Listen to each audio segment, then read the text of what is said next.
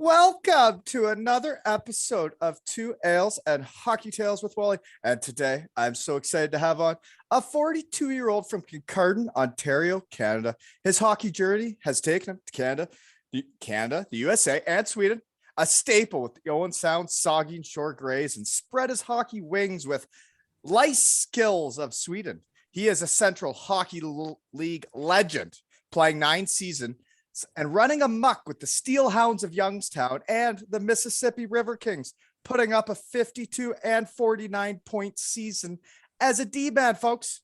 But he is best known as a legend of Bruce County, Ontario, coaching the Junior C Bulldogs for 6 years, and then coming out of retirement with 2 fake hips with the Ripley Wolves and putting up 8 playoff points en route to the finals. He has been grooming the up-and-coming shed guys of Kincardine and is widely known as the fittest 42-year-old around. Welcome to the shed, Jeff Alcombrack. Thanks for having me there, Wally. Hey, thanks for coming on, buddy. I guess I get into how we know each other. I guess I saw you last night, eh? Yeah, I know. It was good. I had all the little monsters in the gym going at her pretty hard, actually, for a nice hot day.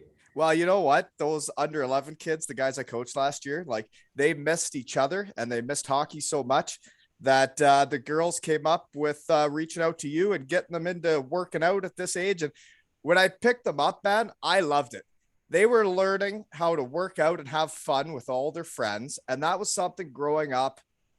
It wasn't a thing when I was a kid. I didn't think working out was fun when I got into pro hockey. And him going there, I think he has more fun doing that than any other sport he's done in the summer. So thanks, man. Yeah, I know they've been doing good, and yeah, they do. They're hyper, they're wired, and they listen. But you can tell they're actually enjoying and having fun. And as you say, sometimes workouts aren't really fun. It's almost at that age you love when they're over. That's right. And you know what though? Like those kids do love each other, and it was really cool seeing the bond this year. I think we got a lot of hockey guys coming up in Kincardine. Yeah. Oh yeah. It's a good town for it. They definitely always have good teams. Hey, I know the Stanley Cup Finals are on. I'm sorry I asked you now. Okay.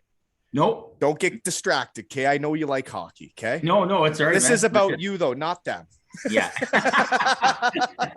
No, we're on intermission. We're good, buddy. Okay. You got it up. Yeah. So anyways, other ways we know each other. The way I first met you was hitting Kincardine when I come up to the cottage with Eggets. You were the other hockey guy I met around town with Barrett. Yes, Barrett. I think that was a while ago. Yeah, he introduced us. I would have been a teenager. Yeah, early 20s. We'd run a muck around town, eh? Yeah, had a few quiet ones, and as we always say, just went out for a couple and had 12. But yeah, and that's actually how I ended up moving here. Right, was I had a great time in my teens and 20s going out on the town with Eggets and some other fellows. So, anyways. Other ways we know each other then is Owen Sound versus Elmira Junior B, right? Yes. You came back for the playoffs. You guys were a loaded team, right? And we never did end up facing you in the playoffs. No, I thought we were definitely going to play you guys in the finals. You guys made quick work of Stratford. We shit the bed against Cambridge. And then you guys walked in and made quick work of Cambridge. Yeah, but you guys had a hell of a squad there. We'll get into that, but you guys, that Owen Sound core back in the day, or Port Elgin boys, they were good. Yeah, battled a lot with those boys: Silverthorne, McKinnon, Mitchell, and Dudgy was there. He just left, but yeah, they had a really good squad, good goaltending. Yeah, I was hoping, I don't mind, it sucks me to lose, but I'd rather lose to the eventual winners. A team that's deserves to win, but not Cambridge. Yeah, fucking hated them. Yeah, there was actually a mutual respect between Owen Sound and Elmira. We didn't really hate each other. We just really battled. No, we battled it out. Yeah, I think because you had Fisher back there too, right? That's right. And so Mitchell, McKinnon, I played against them everywhere. College, pro, everywhere. Followed me everywhere, punks. Yeah. Oh, yeah. Silverthorne beat me in the finals of the Coast too. Oh, did he? Yeah. Okay. He was playoff MVP for Idaho.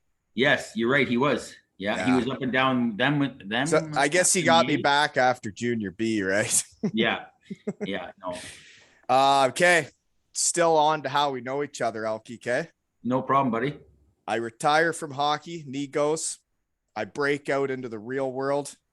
And you're my first project manager when I head out to the field to learn how to wrap pipes with superheat. You're my project manager, right?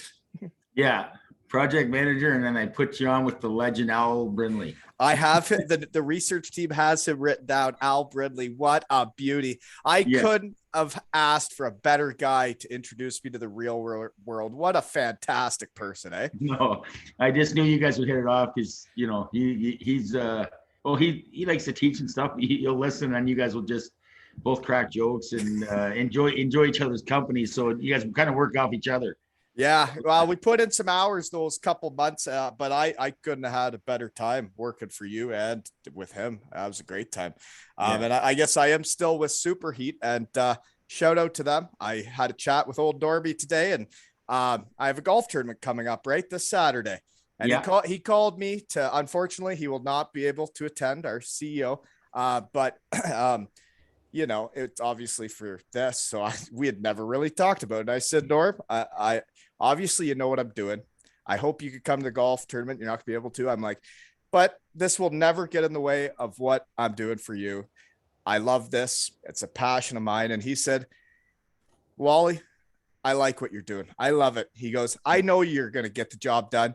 And he said, have fun. Just make sure you don't get too big that you quit on me. So to have his support, man, it means the world. And thank you so much to Superheat and everything they've done for me for giving me a chance in the real world, right? Yeah. Oh, no, it's a great company. And, if you put your time in there, they definitely will help people out, especially local people around here. It's great. Yeah. And you got your feet wet with them, right? Is that your first job out of hockey? Yeah. Oh, yeah. That was my first real big boy job, so big boy jobs. Yeah. They come at you fast. Yeah. Oh yeah. The real world hits you hard, actually. Yeah. So yeah, that was the first one, and I got lucky and they took a chance on me, and then I went from there. It was good. I really enjoyed my time there. Okay. So I also got then how we know each other. Superheat, when we're out there in Burlington, we went and watched McFadden play in Hamilton for Team Canada, right? Shed guy. Yeah. Oh, yeah. Team Canada against Russia.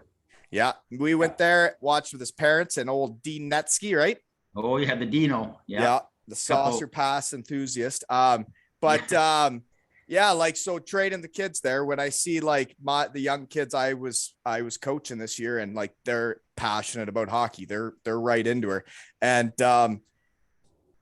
small towns like Kincardine, they need a guy that's training hockey players, that's making hockey players better. I know I'm not the fitness guy. I know it's not my job to teach the conditioning. So I'm very thankful you're in this town and you have a passion for it, because I see what you've done with Riker, Killens, and Garrett McFadden. I couldn't be happier that the boys are with you working out, man. Yeah, I know those guys have been with me for years now, and it's been a treat. Fun to be part of their careers, eh? Yeah, and exactly. And they work so hard, and every time they come home, I always get a new sweater or some kind of new toy from their team, whatever they got. So it's good that way. They treat me well, and but it is fun watching them and then see them grow, and hopefully they have big years and keep going for a few more years before they get in the real world. And it keeps you in the game too for yourself, right? That was the hard part for me, was not feeling like part of the game anymore, and doing this is how I stay involved in it. And it keeps you in the game, right? You go, and that's what I like about you training the kids, because I know if you're training my son, you're going to deep down care about the kids, because you go all the way to Ferris to watch Riker play, right? Yeah, I usually try and go watch most of the kids I train. If I train them for a long time, the majority ones, I usually try and go watch them play once a year at least, if I can. So this year, I'll have to get pretty much every year. I went and watched McFadden play. Just last couple years with the COVID, missed it, but Riker's probably going to be a little too far away this year. Yeah, he's in Germany, eh? Unless the flights come down a little price, and maybe I'll slide, but you never know. It could be a good trip if a few of the boys want to go, but I think I'll definitely go see McFadden play wherever he is, because he'll just be in the States and it's not a far. Yeah, far he's looking for North America. He mentioned on his episode, and they are all confirmed golfers this Saturday, folks. He signed in Lehigh and Reading. AHL, East Coast AHL deal. Yeah, he signed there yesterday. Okay, well, that's So exciting. that's Congratulations, Garrett. Yeah. So he's looking forward for that, and hopefully probably go to Phillies camp. Don't know if that'll be fun with John Tortorella running it. I think the rules have changed. I think he has to like be nice to people now for 3 hours. And then I don't think it's like when we went to camps and stuff. I think you have to be nice to people now. The prison rules are gone now. Yeah. Well, that's exciting for him. So how often are they in there with you? Like, you got a day job too, right? Yeah, I got laid off, so I'm off right now. But probably I'll go back to work end of August, September. Those guys. So you got time with them right now, then? Yeah. So I'm 4 to 5 times a week with them, and then I got a couple older girls playing the junior leagues in Kitchener and Cambridge. So I got them a couple times a week, and then just a lot of the younger groups. So keep pretty busy that way. Well, I tell you, the kids love it, man. When they come out of your gym and like the boys are never that wound, man. They come out of there and they start their water bottle fights, man. They are all jacked up. I don't know what you do to them. No, there's no candy or Mountain Dew going into there. Yeah. But you think so, because I see them running around out there, and my neighbors probably are thinking, what's going on here right now? It's they come out hot. Yeah. Oh yeah. But yeah, no, thanks for doing that, because Colby's been trying other sports. He hasn't really locked in on anything in the summer yet. And he seems to have taken a passion to seeing his hockey buddies at your gym. So I think it's cool. Oh yeah, no, they're a good group, actually. They get along well, so it's good. Okay. Other ways we know each other then is, I guess we've played together a couple times. I'd say we'll start. The first way was the Old Stars, eh? Yeah, that was when I first moved to town. I looked like I was somewhat pregnant, maybe 6 months along, right? Yes, put it nicely. Yeah. Okay. Yeah. Mm-hmm. I wasn't getting around very well, but you had a bum knee, right? Yeah, that's what it was. That's that was a problem. But you were still getting around. I know you've had hip problems, because the other ways so that's old timers, folks. We skated a couple times there. Wasn't really for me. That hockey wasn't for me. No, I'd rather just have the beers after. That's the reason I played games. Yeah, you play that. Wasn't the games weren't that fun. In the locker, and that's it. Yeah.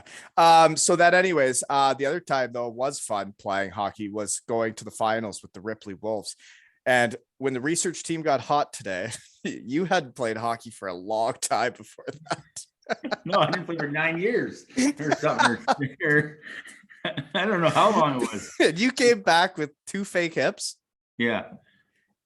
So what are the rules with having a fake hip? What do they tell you not to do? Play hockey. Play hockey with contact, I think it was. Yeah. So I guess I know, because when they told me to kindly leave professional hockey, they told me I was never going to get cleared by doctors and I wasn't allowed to play. And I guess I voluntarily played too, right? And risked the consequences. Sometimes when it's that fun, you got to try, right? Well, and what a group of dudes we had on that team, eh? Oh yeah, no, that was a fun year. It was painful after it was over, but it was I don't think it was as painful as it was for me, because I was on an IV for 16 days. I was heading into superheat into the office with an IV in my arm for 16 days. Septic. I was laid off, thank God, because I was sitting in bed for about 16 after. Couple cold tubs, eh? Yeah, oh yeah. Yeah. It was good hockey though. That Clinton team was good though, eh? Yeah, that's why it was fun, because it was actually good hockey, fast paced. There's a lot of good players, and all the young guys coming to the league now are really good. So old Mearsey was buzzing around too, fresh out of pro, eh? Yeah, exactly. So yeah, and we had a good group of guys, so it made it really fun to jump back into something. So how did you come up? Like, how did you decide though with your hips that you're actually going to risk that and come back 9 years later to try and win a championship? Yeah, wasn't me. It was Kate's. He's all up in your grill, eh? He kept bugging me and lying to me, saying we're short players. Short players. I show up to the game to help him out. There's healthies. There's health bombs. There's 20 guys there. I'm like, what are you talking about? So, yeah, he did a good job of convincing me, and then I played a few games. Well, you get around those guys, right? You're gonna want to play. That's how I started playing with them. Was I started helping coach, and then I saw the type of dudes on the team. I'm like, this is a good mix of dudes here. Yeah, and that's what he did. He just goes, once I got out there and we had played a few games and had a few beers with the boys. Kate's competitive juices get flowing. Yeah. He's I played slow pitch and all those other sports with him for years, and he knows that I'm pretty competitive, and if I'm gonna have a good time, he knows I'm gonna jump into it. So yeah, he pretty much read me like a book there and got me going. Yeah, well, it was good though. We needed guys like you playing because it was really fun to see. When I started with the Wolves, there's like no fans at any games. They were like a 7th, 8th place team, and then by the end when we went to the finals, man, it was pretty electric in Ripley, Ontario. No, it was. In the last few years, it's been great out there for, I think even the people that used to just haven't been out there in years went out there and started watching. Now you're right. The fans are great out there for them. They put on a good product on the ice. So yeah, I think it's going to be good again this year for them.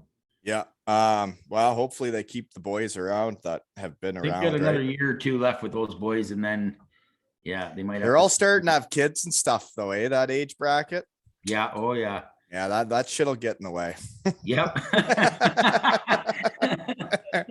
Soon they'll be out in their sheds talking about it. Yeah, exactly. Oh yeah. Yeah.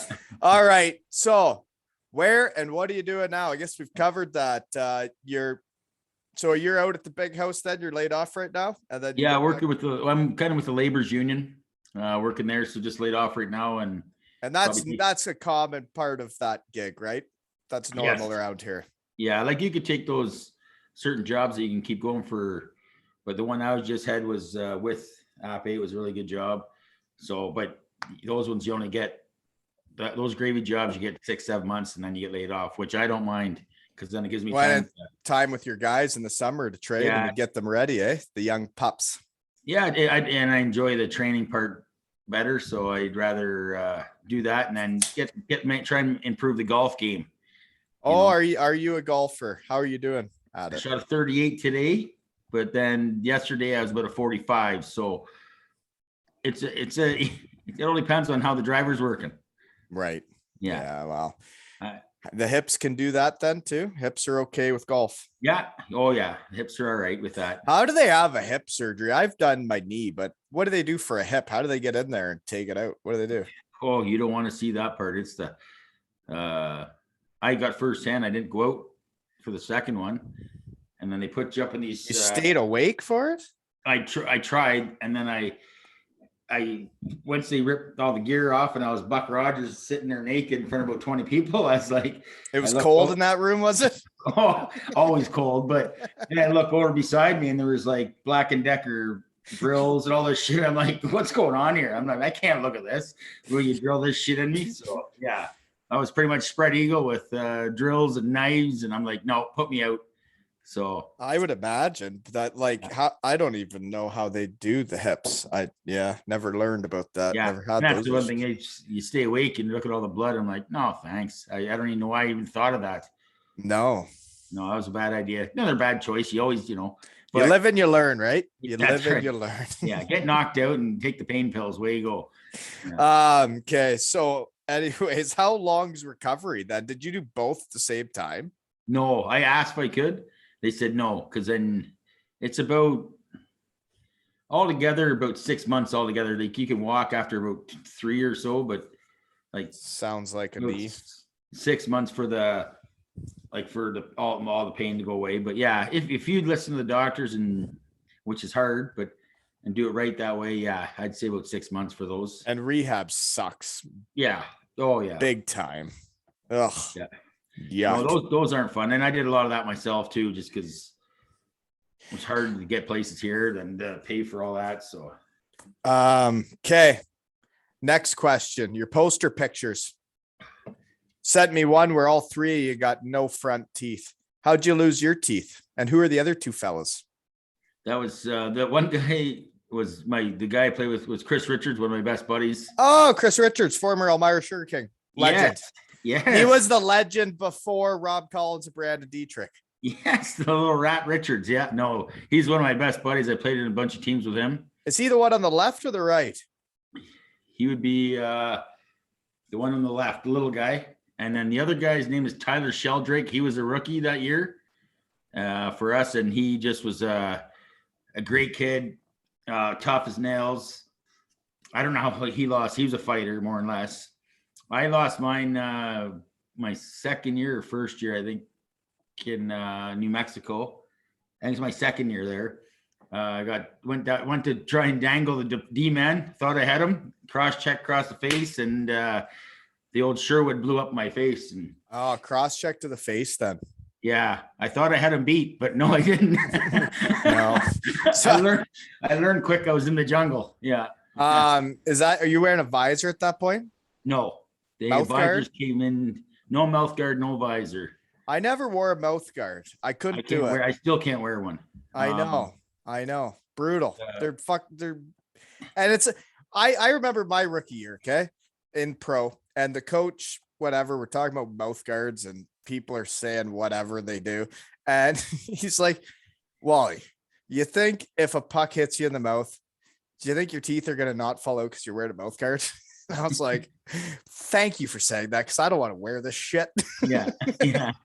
Kids, if you're listening, don't listen to us. Wear them. Well, I'm there for concussion kind of things to help out with that. That's what I told kids. They're like, well, they also save your teeth. I'm like, no, they don't. If you get hit hard enough with a stick or a puck, your teeth are coming out no matter what. And the concussions generally are happening either way too. You see a guy get hit, that's how it happens. Is the hit. It's exactly. So yes, you should wear them, but it's really fun to be able to breathe when you're a little overweight. Yeah, exactly. No, exactly. Yeah. You weren't overweight. Don't worry about yourself. No, I'm sure you could have worn a mouth guard and been fine, but there's no fucking way I was doing it. Yeah. I was having enough problems breathing. I have enough time speaking English without a mouth guard in, so I thought I'd just leave it out. Okay. So you grow up in Kincardine then? Yes, I did. Yeah. So did you learn hockey from Derek Burrows too, like every other kid at Kincardine? Shed guy. I had Derek Burrows. I think he was coming in, starting helping out, but Keith Davidson was the first one. The guy that's named after the Davidson Center. Right? And then the next arena should probably be the Burrows something. Yeah. And that's who he started with. And then I had first time we won the Ontario, Paul Cato was the coach, Mark Long, and Brian Roach. So you guys won all Ontario, your age group? In Adam. We won like a bunch of times in a row after once hit So Adam. who else is your age group that could play? Mike Calling, Listowel Cyclones captain, went to Welland. Played, he was really good in Listowel, and then in Welland he had about close to 90 points. Played Brock University. Then Eggets was with us. Chara. Eggets is your age? He's a year younger. But when in my first year would have been Kyle Bolton, McKegg, Ryan Gutzman. We had some, like Kendra Fisher was the goalie. We had her in net. Speaking of small world, you just brought up Chara, which is Steve Stepaniak for the folks that think we might have been talking about the real Chara. Yeah. But he was just named the U9 Canuck Gals coach. And I'm really excited for Zoe because he's a hockey guy and he's great with kids. I've seen him on the ice with the kids. And when I saw they named him the coach of her team, I was really excited. And, she's a first year player last year, but she showed some real signs of like being like a Sean Avery type player out there. Like causing mayhem, just running amok out there, like full speed, just testing it up. Yeah. So he might have his hands full with that one. So I think he might like that thoh. He likes that. He likes real buzzsaw out there. Real buzzsaw. He likes a little ham and egg here and there. Oh yeah. Anyways, I was excited that that's the small world, right? But so he was your age group, eh? Yeah. None of the MacArthur boys then. Joey's actually a year younger. Reggie's 2 years younger, but Joey was a good player. I played junior with him in Owen Sound. Stay-at-home defenseman. If he scored 2 goals in a year, that'd be a career year for him. But he was a good stay-at-home defenseman. All right. Good team guy. Oh yeah. Oh yeah. And he likes, and he liked to have the odd beer with you too. Right. Yeah. No, teams need that. Okay, but yeah, so growing up in Kincardine, I got, I have this, it's not just in Kincardine. People may not know, but like I lived all over the world. I personally think Kincardine is one of the nicest places in the world. It is I think we're spoiled, and winter can get a little hairy, but the other few months of the year, or say 6 months of the year, it's nice here, beautiful. Like in the fall, it's awesome. Summer's great. I don't know, like it's I think that's what a lot of people say when they go to school, they say they'll never come back. But I can't imagine people saying that, but to raise a family, once it's time to raise a family, there's nowhere else to be. I understand in your low 20s, you maybe want some more action, but you're right. You got good jobs. You got a beach right there. You got great people, small community where everybody's held in check, right? If you're a douchebag, people find out you're a douchebag. yeah, they find out quick. You're right. Yeah. Well, hopefully not too many people are thinking I am after my first 6 years here. I'm doing my best, folks. No, you're doing good, buddy. Well, thanks. I like the sport. Okay.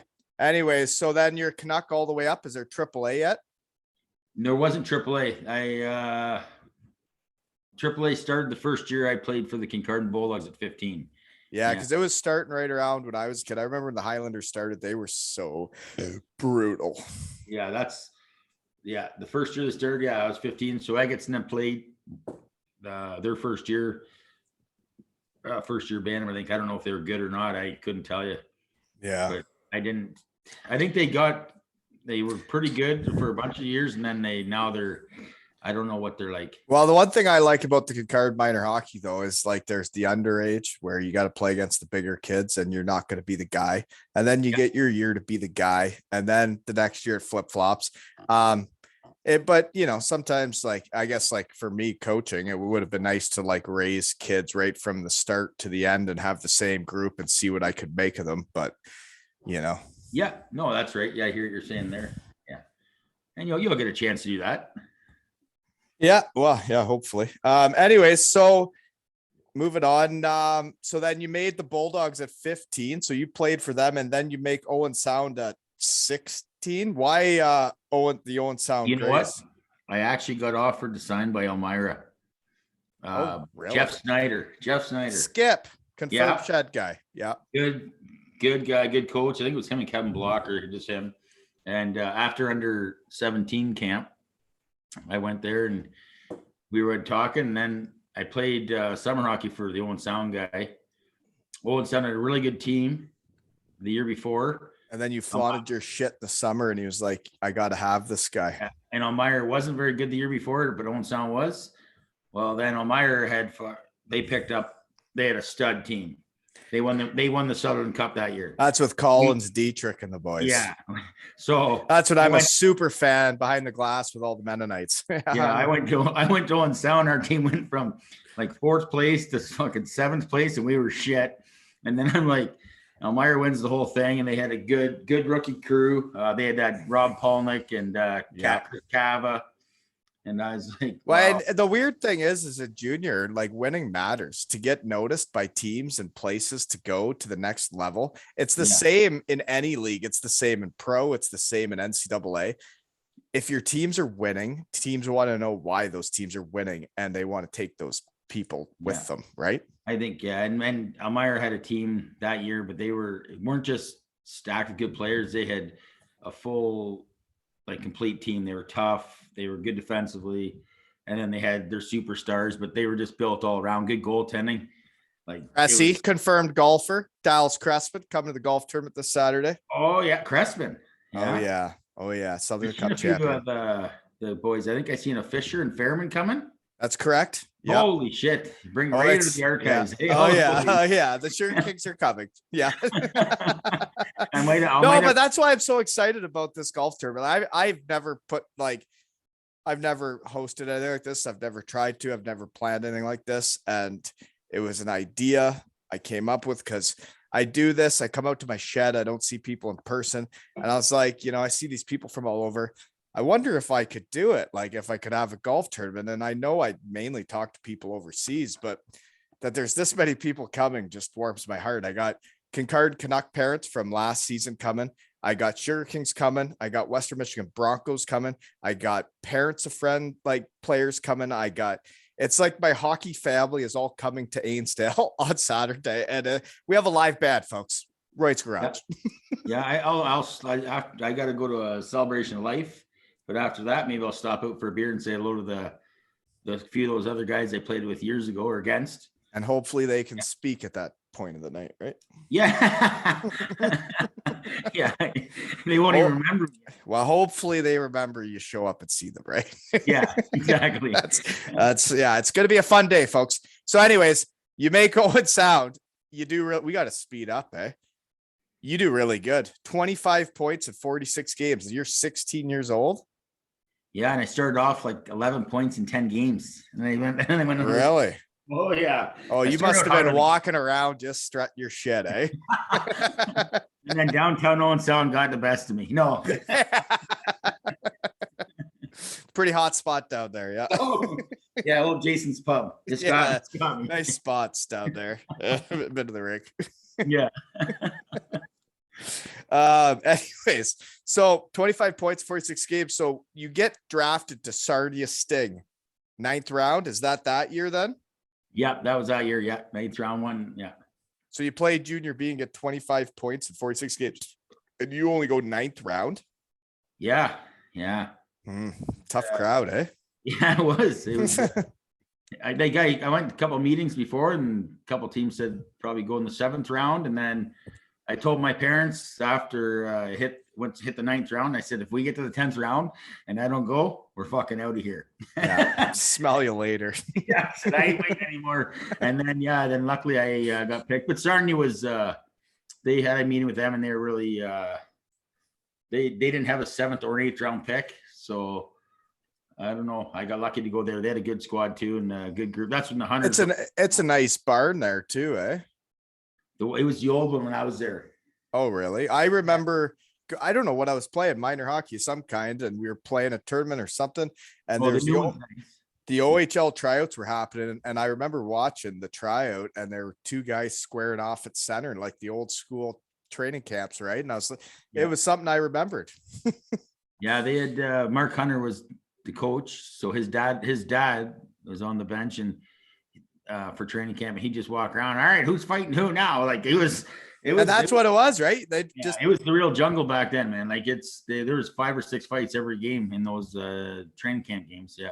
Yeah. And then there'd be some hockey on the side. Yeah. Yeah. So then what goes on there? You play your first year at Owen Sound. I'm sure it was lovely. Okay. But then you're drafted to Sarnia. You only play 1 game the next year. Did you make the team? What happens here? I played all the exhibition games, got sent down to Petrolia. So then if you play all the exhibition games, you have already declared you're an OHL guy. You're not going to go for your scholarship. Yeah, pretty much. Yeah. I remember when I went to Brampton after they wanted me to play, they were talking about me playing an exhibition game, and that was like decision time. I either had to leave or play the game, and I left. Yeah. That's smart play by you. Because you got 4 years of good university and good hockey too. Yeah. Well, and then you still got to go do that though, right? You got to bet on yourself to go do that. Because if the OHL is asking you, they're already giving you a bit of a school deal, but you got to go back to Elmira and still do it, right? Yeah. No, it's exactly. It's what you got to, if you have your mind set on that. I don't think there's as you're saying, it's a bad choice. But you're right. If you're gonna go back and half-ass it, it better happen. Yeah, right. You go back, you better make it happen. Yeah, you better be fully committed to be putting in the time for it. Yeah. Okay, so you only played 1 game though. Where are we at here? You played all the exhibition games. Then what happened? Then I got sent to Petrolia, junior B there, and I played there for a bit, but I didn't like it. I was living in a like a town with no gym, no nothing. I was like 17 years old, so I still wanted to And work. you like working out. You always liked it, eh? Yeah, I did. And I was just, my uncle used to pick What me up. age does that start at? How do you start liking working out? I don't know. I played a That lot of didn't sports. happen for me. That age didn't happen. I played a lot of sports growing up, basketball, soccer, everything. So I was always in shape. And then I just thought I had to put a little beef on if I was going to stick with this hockey thing, because I always ran around and, but I had Jordan Willis and Travis Riggin around here, so they helped me out, and I kind of worked out a bit with them sometimes. And having those two guys were, especially like Travis was really good, and then Jordan was like super committed and stuff, so he was always good with me too and show me all that stuff. That's what it was like. You're looking up to guys. Yeah, that show you the right way to do things. Yeah, and it's easier when you're a young guy and you got three guys 3-4 years older than you that you're working out with that are teaching the ropes. You kind of got to work hard to do that. Yeah, oh, definitely. And the people you're around make you who you are. And yeah, there's no doubt about it. When I went to Western Michigan and I'm living with Stretch and Yahtzee, iron was not sharpening iron at that point, Yeah. But there were other times where like you go to practice and like you're competing to the point where there's different. Yeah. Yeah, college is different. Like the kids don't know it. Like you're going their practices are like games there because you're trying to get in the lineup, right? Oh, our practices in NCAA were the stupidest things I've ever been a part of. People fighting each other, people hurting each other. And it was like, he was like, if I hurt that guy, then I can be in the lineup. And it's like, this is absurd. Yeah, that's where it's all changed now. And it's all changed. You gotta be nice to people now. Yeah.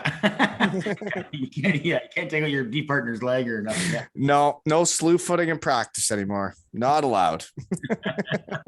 Yeah. Okay. Seriously, you only played one game though. What happened? Petrolia for the year. No, I was only down there for a bit, and then I left Petrolia, went back to Owen Sound, and just played junior. It said you played one game for the Sarnia Sting. That's the research team saw it.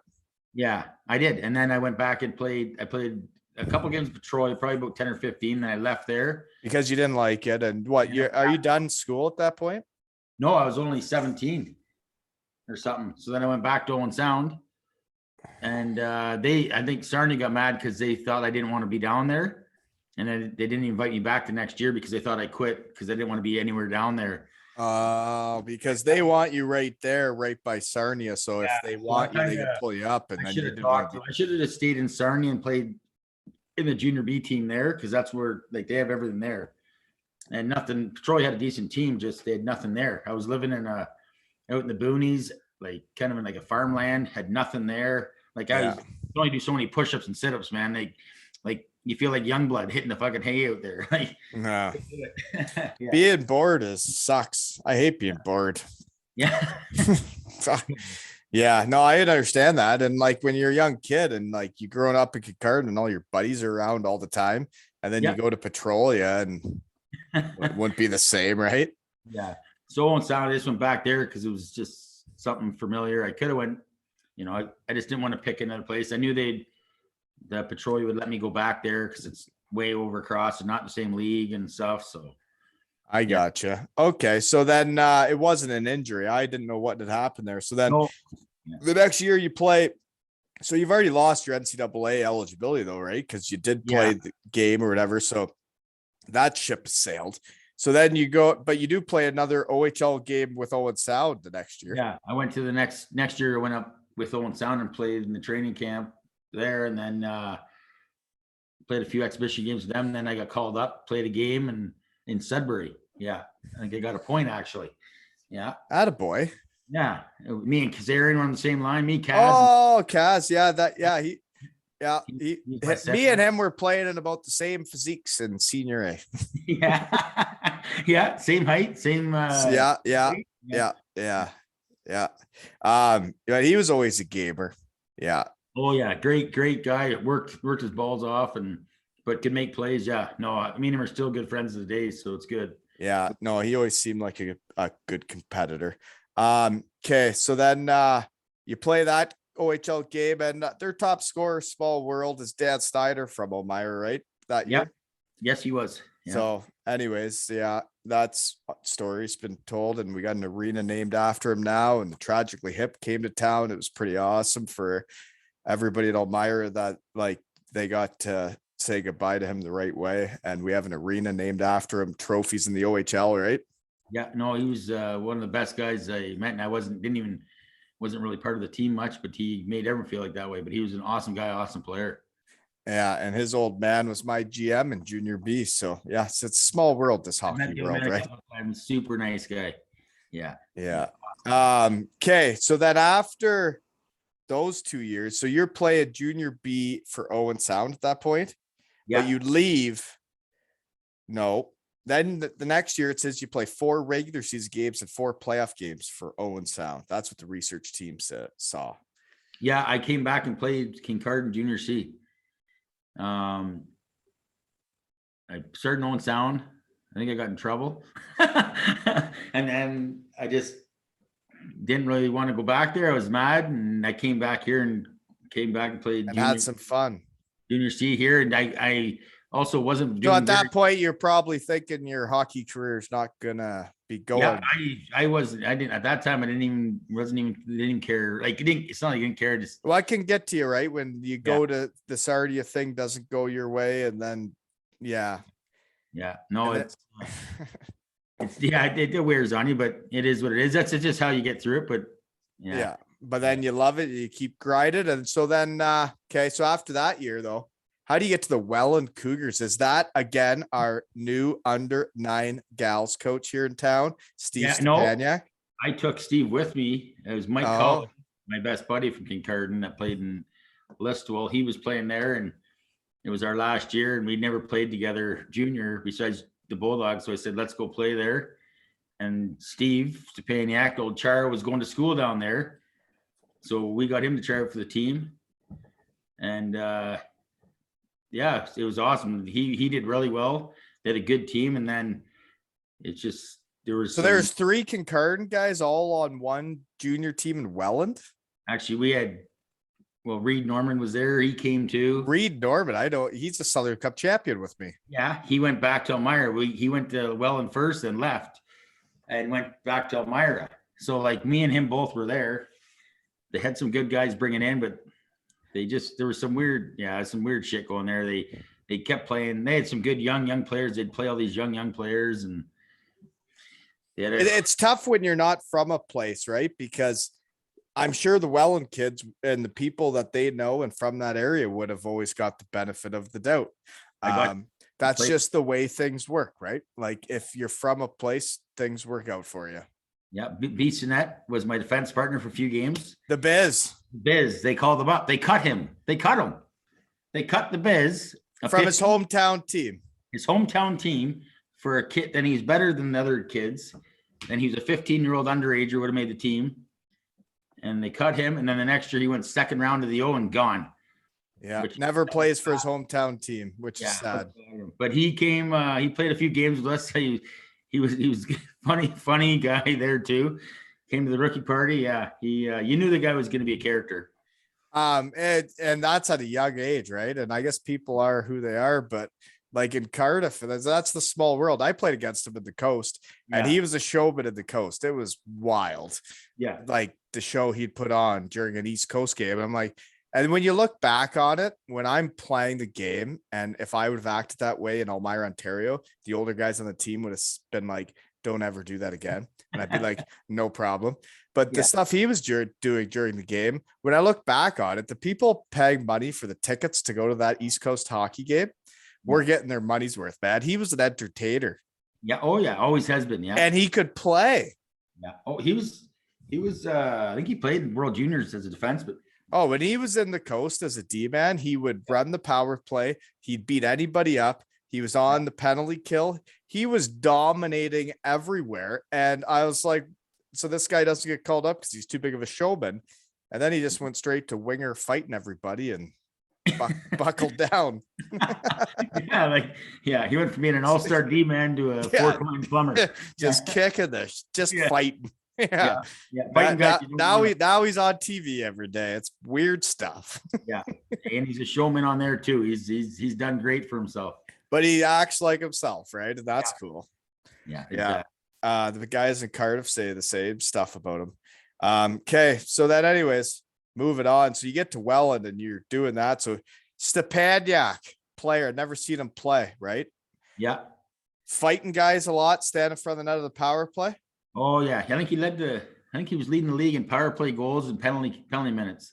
But yeah, he was really good in the power play. Obviously he's so big, but he was good around the net. Like he actually does have some soft hands around the net, and Is that right? he was good. Yeah. No, he was good. And then he fought a couple big guys and fought the toughest guy in the league.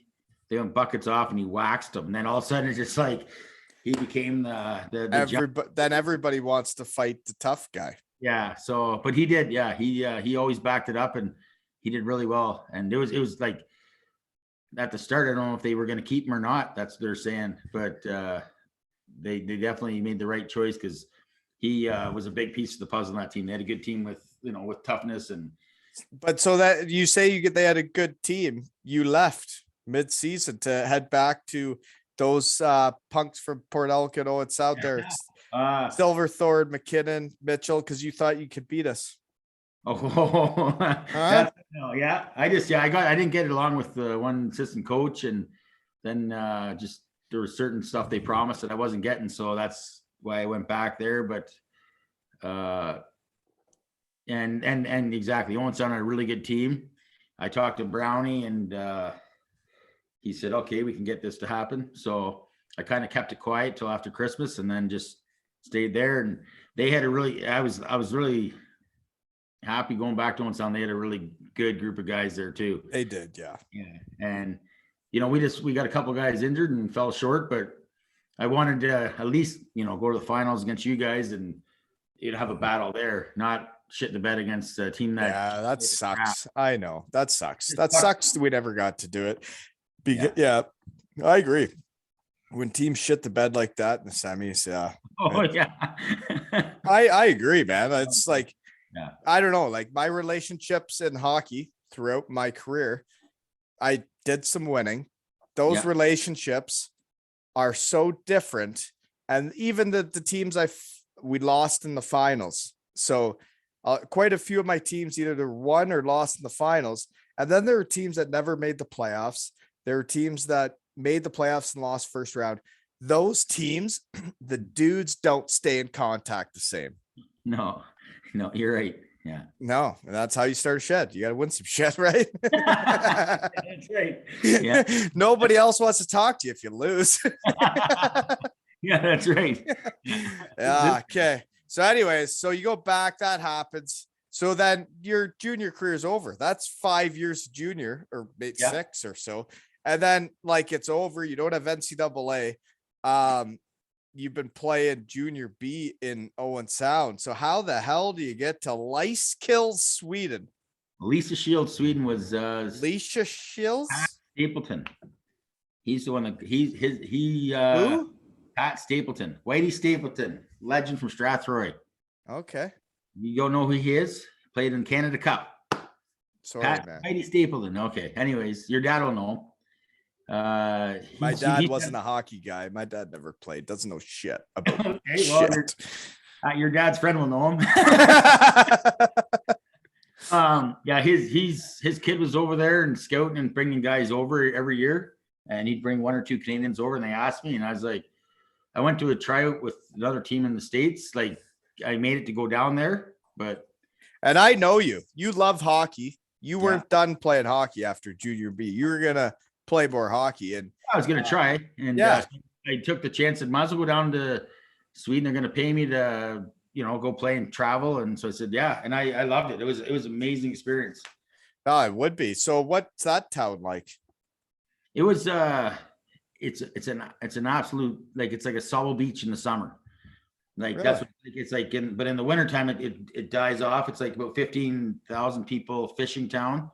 But in the summer, they say it's like 100,000 people. I was like, they always said, you got to come back. I'm like, oh yeah, it's that easy. Just yeah. Yeah.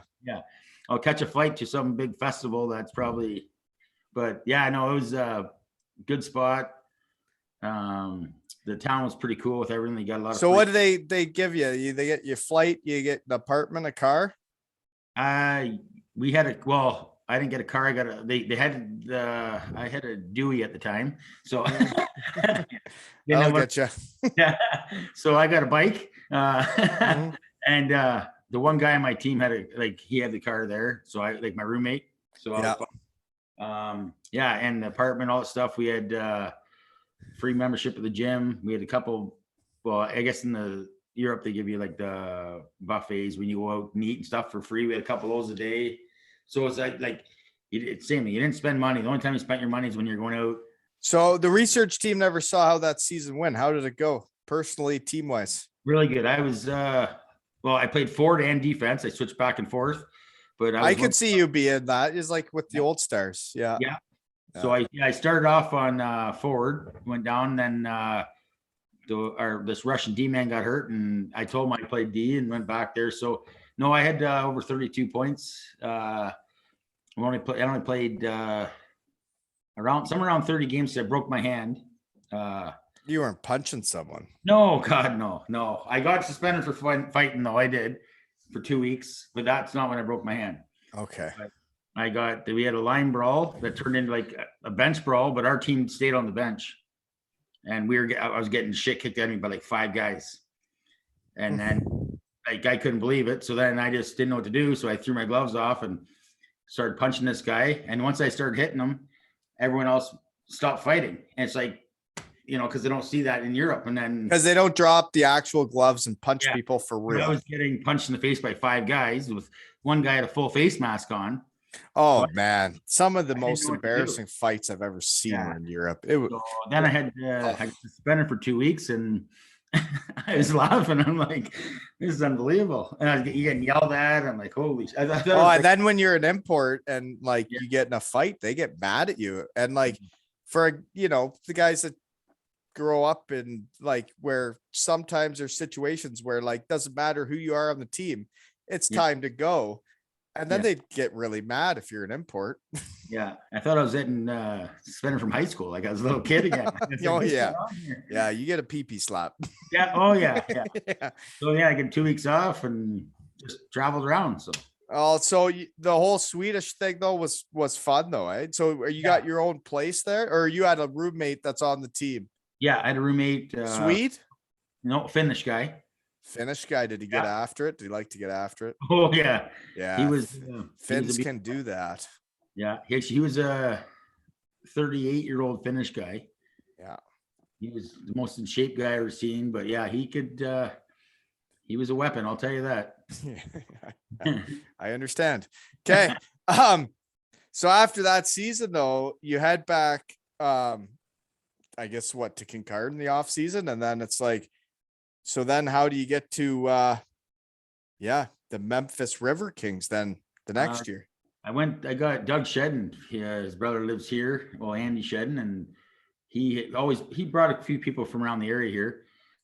And he brought me down and gave me a chance. And Doug I made the team. Shedden? He was the coach there. And I was a 6D man. First couple games I played, a few shifts here and there, and the one game he came in and gave me a hit on the shoulder, goes, got your skates a little wet today, did you? Because he gave me about 8 extra shifts, but that was one of the 6 games. I had a good chuckle about that one. Well, and it's interesting, hockey wise, there's a lot of guys maybe that can do it that don't get the opportunity. You get to the Central League, nobody knows who you are from Sweden. They don't know you from Junior B, Owen Sound. No. And how did you make that team? How did you get there? Because what I'm picturing is a guy signing a contract to the Central Hockey League where the team's like, let's just get this guy down for a tryout and whatever. And then you get there and they're like, holy fuck, we got somebody here. That's what, I was just down there for a tryout. I didn't sign before I went down. I had to go down there and try out and people, I do know what I'm talking about. That's what happened. I went down there and I made the team out of the training camp. They cut a couple other guys coming from the OHL and one guy from the Dub. Yeah. So it just worked out good. But there are guys that get to pro that have played Junior B, they've played Junior A, they've played whatever, and they get there and they're just better at it. than the guys that played that were better when they were 17, 18, 19, right? Yep. There's some guys that never got, like, they were studs when they were 16, 17, and then never got better. Oh, they didn't grow. Yeah. Mm. When I'm looking at your resume, okay, I try not to say nice things to you, Elkie, okay? Yeah. But I think you were still getting better. It was just your hips that went on you. Like, you were getting better every year. Every team was getting more faith in you. You were becoming more important every year. And it looks like you were really coming into your own, eh? Yeah, I think as you learn, I think I got learned more of the game as I got older. But the thing is once you're a Central Hockey League player, you're a Central Hockey League player, right? That's the best line I ever heard was the guy said that when I was playing this. He's like, he was fighting with this guy, and this guy slashed him, goes, "This isn't the NHL." And the guy on my team goes, "Yeah, but this is my NHL, baby." And that's what he said. He goes, and I'm like, "What do you mean?" He goes, "Well, fuck." He goes, "We're not making it, but you got to treat it like it is. We're here to win still." And that's like, so there's a lot of trophies in the world when you look at it, right? Yeah. And in Canada, everybody grows up just thinking the Stanley Cup is the only trophy. Yeah. There's a lot of trophies in pro hockey. Yeah. And I'll tell you, I won some of my Stanley Cups, and they were my Stanley Cup, and I got to party like I won the Stanley Cup. And that's what it's all about, partying with your team. And, you're playing for a reason. And I know you guys play to make it there, but if you don't, you're still going to have fun playing in the minors. And if you're winning, it's a hell of a lot funner than losing before playoffs. Right. And in pro hockey, and when you talk around your shed, the teams that win shit, those players kept going. They kept playing. They kept getting jobs. Yeah. The teams that lose, they're like, well, they lost because of this. They lost because of that. You win shit. You do good. People want you. Yep, that's right. Even with a bad body. Yeah.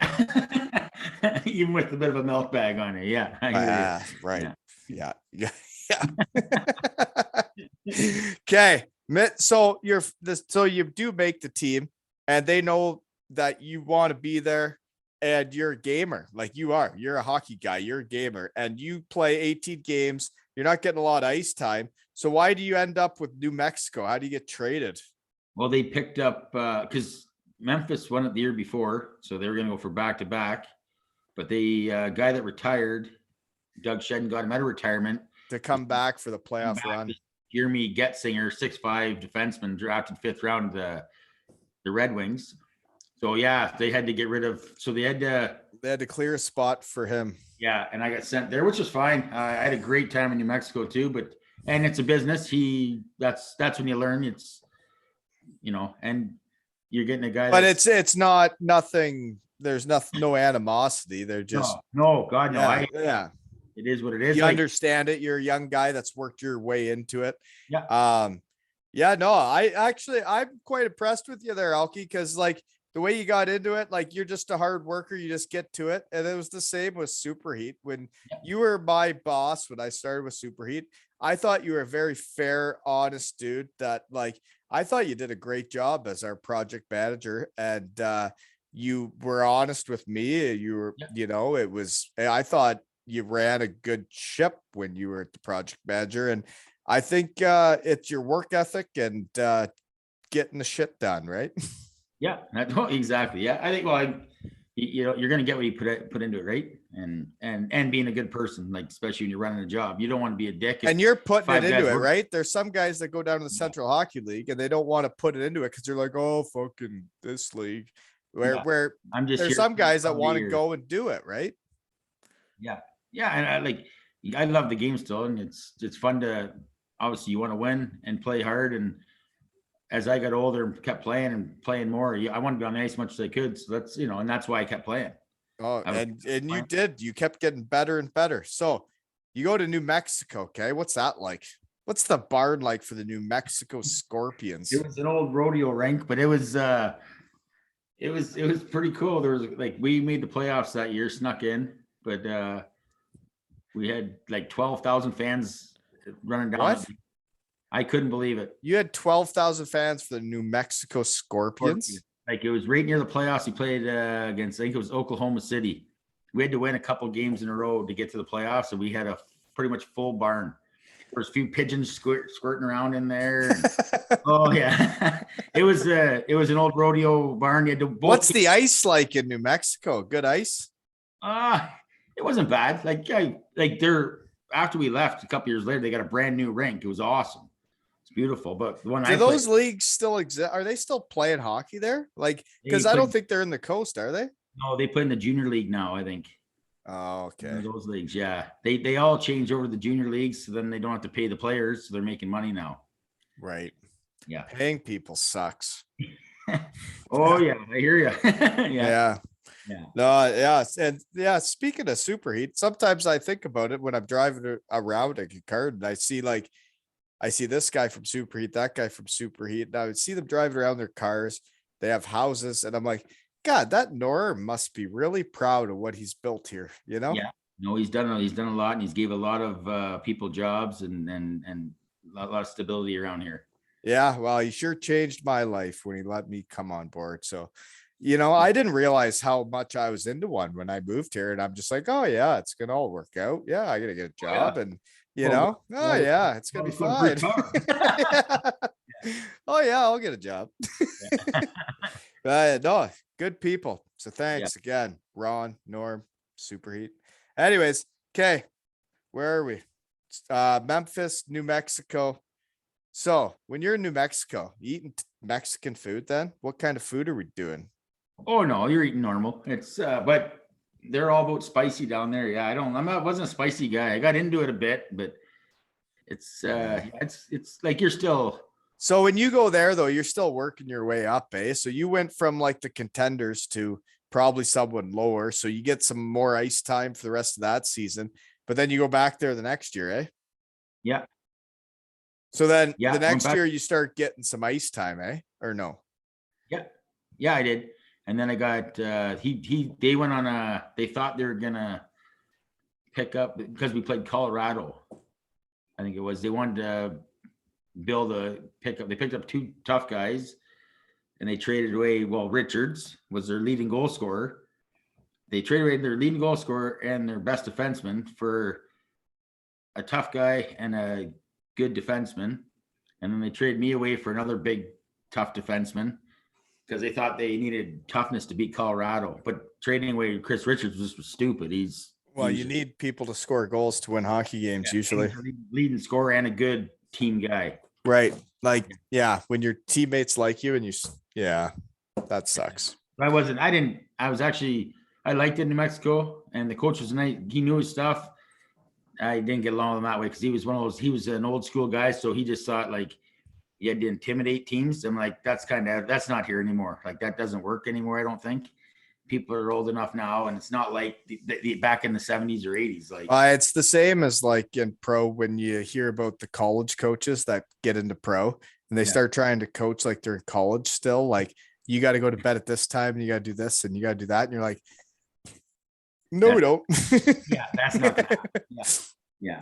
Not in the Central League, not in the East Coast, right? At least back then. I don't know what it's like nowadays. Yeah, I think they're like your people are smarter to pick their spots, and then you go out for a few beers here and there. Right, but if the teams, if the captains, the leadership group say, you know what, the boys need to go out for a few tonight. Yeah. Then your team does need to do that, whether it's the night before a game or not. The guys know when it needs to happen. Sometimes you got to play guilty, man. Sometimes you need to bring a team together, right? Yeah. And the team knows when that needs to happen. Yeah, that's right. Okay, so then you go from New Mexico to the Odessa Jackalopes. Yeah, the Odessa Jackalopes. Why are you switching? What happens? Trade? Well, I got traded there. Jeez, for who? Nick's. What the hell is his name? I knew you'd remember. He was a big D man. I can't remember his name. So the smooth skating defenseman with the tough hips got traded for the big guy. Big, slow moving, hitting guy. Yeah. Yeah. But Odessa was just, our teams weren't good. Town was all right. It's where Friday Night Lights was made. Pretty cool. Odessa spot. is where Friday Night Lights. Yeah. Premium the TV show or the movie? The movie. I was there when the movie was getting built. Like the TV show is probably better, eh? Oh, probably. I don't know. But yeah, it's a big football town. Unbelievable that way. Like How much into hockey were they then? They were into hockey. It was growing there, but on a Friday night, the people were all at the football games. Friday nights was huge. Like there's 25,000 at the football stadium. We would get maybe $2,000 at our game. Yeah. But that's what they're into. That's their thing. Yeah.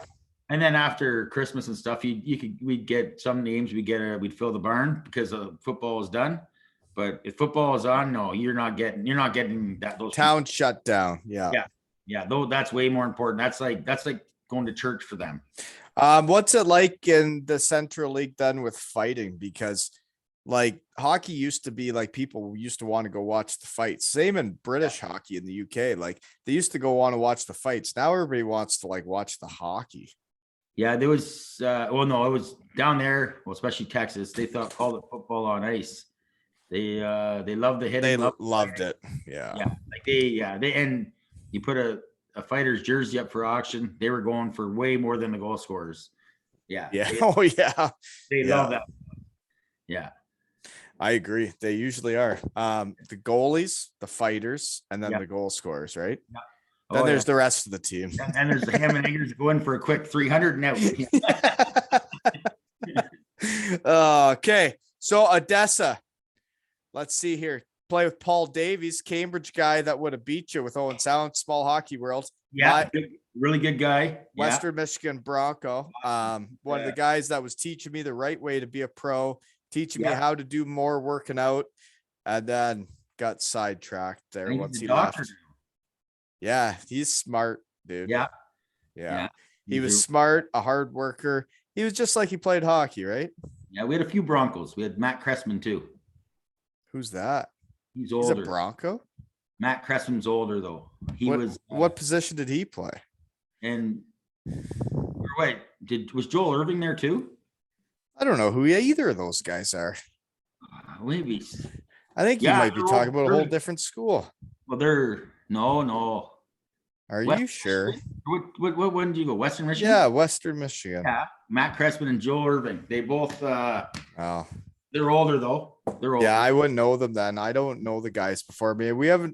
My class hasn't made it back to like a reunion or much. Like there hasn't been much, but I was playing hockey forever and the summers are busy. You get home, you got to see everybody, then it's back to play it. And then since I've been home, been a lot of baloney going on to, Yeah, that's right. Yeah. But no, we haven't been to like a thing. So I haven't met all the older guys or anything. So I don't know them. Oh, okay. Yeah. Sidetracked again here. So, okay. Odessa, Paul Davies, good player, right? So that's when you start scoring though. That's when you start coming into your own. That's when you start finding your legs in pro hockey, eh? Yeah, the old getaway sticks were moving. You could say that like in pro, everybody has a role, right? Everybody's got like a thing they do. And it takes a while when you get to pro. Like for me in NCAA, it took a while for me to figure out what I do. And you figured out what you were. You were an offensive defenseman, right? Like that was a power play guy. Yep, exactly. Yeah. And it took a while for coaches to give you that chance and to show what you could do, but that's what you became, right? Yeah, and that's where back then, though, it's when you came in as a rookie, like that's how it was. Though you had to earn your spot. You had to work your way up. Nowadays, some of these rookies think they can come in and just take over a veteran spot like that, which you can do it, but you have to earn it. You got to be able to play first. You can't just they're not going to give it to you anymore. Like or then they shouldn't. You got to come in. That's where I liked it back then. They made me want to work harder and be that guy. You know what I mean? And you did have to earn it. There were also times where like you could say you might have been better, but you just don't get the opportunity back in the day, right? And now these kids are getting the opportunity. Yeah. No, that's right. And then you're 100% right. Yeah. Don't want to admit it, but yeah. Bullshit. They should earn everything, right? Okay, so then you go 14 points in 25 games with Odessa. Next, you go to Austin Ice Bats mid-season. What goes on here? You traded? Yeah, traded again. Who's for it now? Well, this one was he put me on for like they wanted me to play forward and then put me back on D. And I was like, you got to pick. Go on forward. Are you a winger or a centerman? I played both. It depends because that was the year they took away the extra forward. So you only had 9 forwards and 6 D. So if a forward got hurt, they'd have to move a guy up. Then you play 5 D. So I kept moving up and down, and I was like, I'm not all over the place. And then it's hard. It's a really confusing thing to know every when like there's people that watch hockey and then there's, we might watch it maybe a bit different, but every position has a place where they're supposed to be at all times. And to switch back and forth is not easy. No, and that's why I just said I don't want to do this. I said if you guys are if this is what you're gonna do, then you can trade me. So Richards, he got traded to Austin. He's like, "Well, you not liking it there?" I'm like, "No." I said I can't do this anymore. Like, I can't. I'd rather just quit hockey than be playing back and forth, back and forth. Like it wasn't fun, right? Because you play defense for a game, then you go play right wing with the third line. It's like you're ham and egging. I'm like, no, this is not. I'd rather not play. So that's what would you want to be? You'd rather be the offensive defenseman, right? I'd rather play defense, and that was it. Like top 4 pair, power play, penalty kill a bit. Yeah, when you're 24 years old, at that time, it's like I'm not switching back and forth. I'm here to play hockey, and that's it. But then the next year, they switched back and brought the extra forward back in, so that problem didn't happen anymore, right? Right. But I went to Austin. It was awesome. Austin's a nice town then. I've never been out this way. So all the places you played is where I didn't go, right? Austin, Texas, best city around. It's beautiful. Yeah. That's where like the Texas Longhorns is. And yeah, it's beautiful. Yeah. So what's the hockey's good too then? They're into it? Oh yeah. Oh yeah. Austin was like, they lost to Memphis twice in a row in the finals. They always had a good team. What's going on with your lights in the background? I feel like I'm in a disco show, man. Oh, they're going blue, purple. I don't have all the lights on. I just got the back ones on. Holy moly. I feel like I'm in a disco scene right now. that could be the sweet leaf. Okay. So here we go. After that, though, you find your home. Everybody in pro hockey to play for a long time is finding a home. That's the Youngstown Steelhounds for you. Yeah, it was great. I loved it there. Not like it was, you wouldn't think it was like, cause you go to the city and stuff, but, the first year was a little shaky. Didn't like the coach cause he was a weirdo. He got fired right away. The next year they brought in Kevin Kaminsky, which was a good players coach, played in the NHL, and it was awesome. And we had a good team, picked up that Jeff Christian, and Chris Richards was there with me. Chris Richards was with you a lot, eh? Yeah, so that's what happened. When I was in Austin with him, he left Austin to go to Youngstown. And then I left Austin to go to Youngstown too. Felt kind of go with him. And we were in Youngstown together for 3 years. And it's fun to go with the guy, right? That you know, and you like each other and you're going to be on the same team. It helps. And he was like, we me and him playing the power play together all the time. He was the point getter up front. So he kind of always vouched for me, wanted me on the back end. So it was good. So you got his contact info? Wouldn't mind having him on the shed. I can do that for you. I do. Yeah, because I was a big fan when I was a young buck watching the Sure Kings play. Big Chris Richards fans. But the one thing for me is I watched him. I watched Rob Collins. I watched Brandon Dietrich. And I thought they were Sidney Crosby. I thought they were the best hockey players in the world watching them for the Elmira Sure Kings. And when I saw them not make it, to be honest, it made me think I couldn't make it. When I got to where I got to, I deep down didn't think I could make it because I had seen those guys somewhat not make it. But Collins did play some games. Yeah, he played 8 games or something, or maybe 20. But you know what I mean. He should have been a full timer. Oh yeah, he had some serious skill. Oh yeah, you could play that guy. Yeah. But anyways, like Chris Richards, watched him grow up, and like you see him, like you're like, wow, this guy is so good, and then they don't make it. It's hard to think you can. Yeah. Oh yeah. No, trust me. Yeah, especially when you watch him play that much, and you know how good he was, and but he did. He was the captain of Ohio State. They won. I don't know if they won it all, but they went to the Frozen Four, and he's a player. Yeah, and he had 55 points, 56 points. Like he was a player. Yeah. Anyways, moving on. The Steelhounds, though, you did run a muck. So your first year was a bit different. You only played 28 games, though. When Broke did my they? leg. Oh, Broke dear. my leg. Doing what? Blocking shots? No, Dan Wildfong.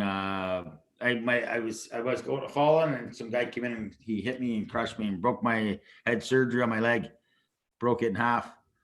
So yeah, it was a tough one. I had And how old are you at that age? I think 25. And you're breaking your leg, and so you're probably missing the rest of that season. And you're starting. Came back the next year, and that's when I had the big year. I think. Yeah. Oh, you did. I got in good shape, and yeah. So who's working you out in Kincardine before Alki exists? I had just a couple guys like Travis Reagan and those guys, and then when I was in Mississippi or Memphis, I got lucky. I was working with Riley Cote, the fighter there, and he was pretty intense on his meals, everything, and working out. So he taught me a lot of shit there too. He was pretty crazy with all that. Yeah, his names came up before in the shed. Yeah, someone else has brought that up. Okay. That he groomed them into being healthier. Yeah, no, he's good that way. Yeah. Maybe I could have used him around. Oh shit. Anyways, so your second year though, after a broken leg, you're 25. 52 points in 64 games as a D-man then, eh? That's somewhat a breakout year, right? Yeah. I had a really good year. Yeah. You were on pace the year before, but you break your leg. So yeah. And then my last year, I started off on fire again. I was the third year, and then I ran into the goalpost and bleeding my brain. So it was. Sorry, what? I was skating backwards. Guy slew-footed me, and I went head first in the post, and I had bleeding my brain. So I wasn't supposed to play hockey ever again at that time. Yeah. You got slew-footed from behind, and you went backwards. Like I spun around, and the guy, he slew-footed me, and I spun around like a baseball bat, and my head went like this against the post, and I was knocked out on the ice for like 20 minutes, and then I got ambulance ride to the hospital. I was in there for like 3 weeks. Yeah, that was probably the scariest thing I went through, but luckily I got through it. I don't know how, but I did. I got lucky. Yeah. That's scary shit.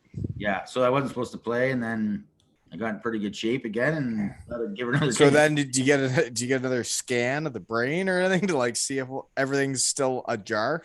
Yeah, I usually get one here and there. Yeah, every couple of years now.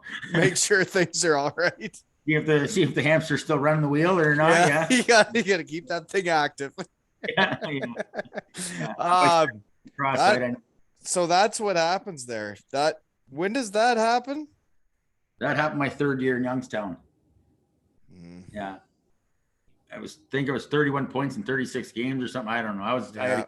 Research team was hot. You're right around there. Yeah. And that's when that happens. And yeah, it's interesting because you had found a home in Youngstown. Yeah. Like I said, everybody needs to find a home. But when I was in the HL, when I first got there, and like I go for my tryout and they don't give me much of a tryout, I play on the fourth line, and I go to the bar with the guys after, and they're like all way bigger than me, way stronger than me, better looking. And the one guy said to me, he was like, your size, like your physique, he's like, the player you are, the skill level, he's like, I think you should find a home in the Central League. He's like, I think you should find a really cool place to play and make that your home, and that's your home base, and just play there. And those places used to exist, right? Yeah. Oh yeah. A lot of guys did that. Yeah. Yeah. Never like I never went that route, but like people used to have pretty good setups in the Central Hockey League, did they not? Yeah. Oh yeah. And definitely. Like if you I had guys that played at certain teams for 5, 6, 7, 8 years and had their houses and everything bought for them there. And yeah, it was their home. And then all of a sudden they're going to be bringing up the young kids of that town. Right. And like helping them with minor hockey and all that. Right. Oh yeah. And then, a lot of them still there running the towns, doing stuff like running all the hockey stuff. So they all have jobs, good jobs still there. So, yeah. So poster pictures, you went back to Youngstown. Yeah. For like, it was a reunion for. So you're like a legend there, right? Well, I had a good. I met a lot of people. I was. You went 3 years. You ran amok every year you were there. You were like a point a game D man. Yeah, like me and Richard's the only guys that played there for all 3 years. So we were probably the most two well-known guys there. So Gonna need his contact info then. yes, Yeah. I will get that for you. I will send that to you tonight, actually. And There we go. I'll let him know that. I'll let him know that his little stick boy from Meyer is really craving to talk to him. Oh yeah. I was all horned up behind the glass watching him play hockey. Yeah, no, hot and bothered. He'll do it. He'll do it. He's a character. I think you have a good kick at it with him. Oh yeah, no, we have lots to talk about. Watched a lot of him. Yeah. Okay. I got more questions though. So you went back there. You guys, had a group that went back. So you loved your time there. When you have good memories of places, that's a good thing to have, right? You don't want to have bad memories of places where it's like it didn't end right. So then after that year, Mississippi River Kings. So what that used to be Memphis, but they changed over the state line to Mississippi. Yeah. So the Youngstown folded, so our coach went to Mississippi. So I went there with him, and he brought about 5 or 6 guys from our team. Is this Doug Christensen guy? No, that's Kevin Kaminsky. Oh, okay. Yeah. So one of the guys that's on that team that year, though, Shed guy, Andrew Lackner. Yeah, I played with Andrew Lackner. Good guy, good kid. Yeah. One of my he's the same age from him, both from Elmira, right? I grew up with him. Partner with me for most of the year, actually. Was he just glassing out? Did it upset you? Was he not passing it to you enough? He was all right. I taught him how to do the D and the hinge a little more, but if he wouldn't pass it to me and he started glassing out in it, I'd be like, Andrew, I don't need that shit in my life. He had a pretty good year there. He got, his confidence got better, and he played pretty good for us that year. Like actually our team was really good, and we had 6 really good D. But Drew Banger's like my favorite. He's my best friend in the world. Yeah. Yeah. No, he's a good dude. Yeah, he is. Did he get arrested that year? I think he might have. Yeah, I think he was him and his pretty sure. Yeah. Huh? I'm pretty sure. It was one of the funniest things we've ever had in Elmira, Ontario, when we were back. We're 25, 26, whatever it is, and we all get back to Elmira for the summer, and we're training, and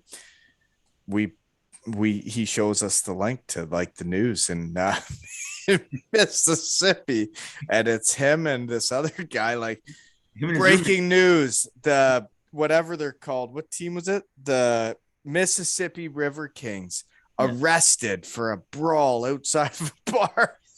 It happened on the karaoke. Guy was trying to battle. I've never seen it like it. Yeah. Oh, he told me the story so many times because he was like, because he's never the type of guy that would ever get arrested or get in a fight or do any of that. And he got wrapped into something, and then all of a sudden he's on the news. Yeah, it was pretty funny, actually. Yeah. I didn't think it was going to happen. Just kind of escalated quick. And then like our coach was there. It was just supposed to be like a little party with the boys, and just escalated quickly. Yeah. Well, things can happen quickly. Oh yeah, especially in dirty South. Yeah. So that year though, you ran amok again. Okay. So like you're hot now. Once they get confidence in you in the Central Hockey League, and like you switch teams the first 3 years, you weren't getting much ice time. After that, ran amok, Yeah, had a good 4 years. Good run, you could say. So 49 points in 64 games with the Mississippi River Kings, 12 playoff games. Did you guys almost win it? We lost in game 6 of the semis. Yeah. We lost to Colorado game 6. Yeah. That sucks, Yeah. We beat them. We would have won the whole thing. Yeah. So it was a good team, good time then. Oh yeah. Really good time. Yeah. So wherever you played, what's your favorite food? Memphis? It's not Ohio with the Youngstown Steelhounds. Where's your favorite place to eat? Memphis had probably the best because they had downtown. They had this. It's like a famous rib place. Like it's like in the back alley down near the Blues and all that shit play. like all the blues bars and stuff. And it's like it's called Rendezvous, but you'd walk down there. It's like down in a back alley, and you go down the stairs and you don't know, and then it opens up to a nice, beautiful place. But it's like a famous rib place from the years. Oh, that sounds lovely. Yeah, and I was like, "What?" And we went in there. I thought we were gonna get mugged or something. But yeah, I went in there. It was like the best chicken and ribs I've ever had in my life. It was awesome. That sounds awesome. And all the blues music playing, that must be fun. Right Nightlife, right off Beale Street. Yeah, right off Beale Street. It was awesome. So then after that, you got still board time yet. When do the hips go on you? How do you know hips go on you? Hips went on Corpus. I played, I don't know how many games I played. So after that great season, you go to Corpus Christi, yeah, to the ice race. And I always heard, like, when I'm in college, right? And I hear Corpus Christi is like one of the nicest places in the world. It's nice. Yeah. It's right on the ocean. It's a beautiful spot. Yeah. And that's where you were playing when the hips go on you. Yeah. And then, so I just had a long vacation, sitting in the stands and pretty much hanging out near the ocean. Yeah. It was beautiful there. Like, it was so nice, but it was hard to sit there the whole year. Not know. I didn't get surgery at the end of the year. So it's hard to be on a team and not get to play games and be part of the team. Yeah. That was always my darkest times it was after hockey first ended and when I was injured and I wasn't part of the team. Yeah. Those were always times I had a really hard time dealing with. Yeah, for sure. It's tough because you got to sit there and watch. I know, and you don't even know, especially when you're 30 years old. I was 30 years old that time. You don't know if you're ever gonna heal up and play again. So that's where it's in the back of your head too. It gets darker because you're like, well, I don't even know if I can play next year. But it happens. It's part of the process. But yeah, there can be some dark times when that stuff happens. I agree. So it does happen. You need new hips. I know you got to go, right? Time constraints or what? I got to head out here soon here, bud. But okay. Yeah. We're going to be quick. Okay. Yeah. I want to get the Bulldogs in here for the boys, right? Okay. Yeah. You did coach them, but Yeah. so your hips go on you and like, it's over. You got to move back. You're a hockey guy. You want to be a hockey guy. You've always wanted to be a hockey guy, just like I always wanted to be, right? Yeah. And you got to get back into the real world. That's got to be tough. Yeah, it was tough because it was hard to find like a job right off the bat that you could really want to do and like. And I got lucky, and have a passion for it, like playing hockey. Yeah, and I got lucky after the couple surgeries that Supre gave me a little spot or helped out running that. Learned from a couple guys there, and they gave me running on my own job, so it was good. That's when it got better. And I was lucky to get a good crew, like the guys in Burlington. Like the guys I had with me were like 7, 8 really good guys, so it was fun. Actually, it's like I felt like you're on a little team there because we were all right. Good. You need a good team to have around you. You need an Al Brindley. Yeah, you do need an Al Brindley to bring teams together. But the other thing though is like coaching the Bulldogs. When you get back, you get to have that part of your life, right? Because that, like, it is a big part of this community. I haven't got to go to enough games.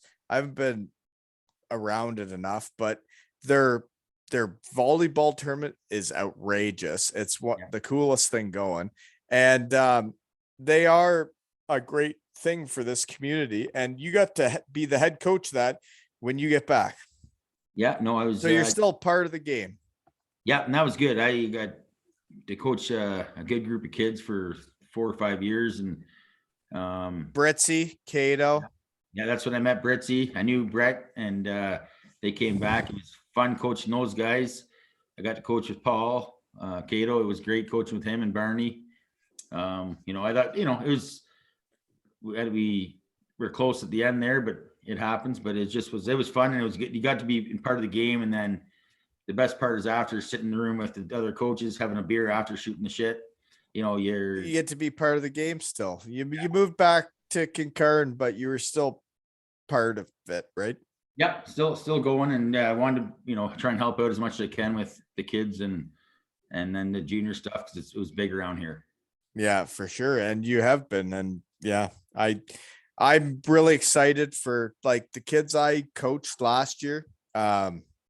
the under 11s that they're all this much hockey guys and they want to be working out with you. And when I see my son wanting to work out with you more than anything else, and Yeah. because he gets to see his buddies and he gets to work out, like that's a great recipe to be a hockey guy. Yeah, no, it's and it's good. You get to see those kids working out hard and then they're smiling after and having fun. So that's the big thing for guys like me now that I'm older, but you're trying to help these kids out, make a difference, but they're actually enjoying it and liking it. So They love it. They absolutely love it. It's the best thing we got. Like he gets way more excited to come to your place, see you, see the boys, and like it keeps you in the game. yeah, It keeps them doing stuff in the summer and they're learning to work out and have fun, right? yeah, that's right. And that's what it's all about. And it's huge. And then they'll always want to do it. Yeah, that's right. Because I hate that shit. And this has been another episode of Two Ales and Hockey Tales with Alky and Wally.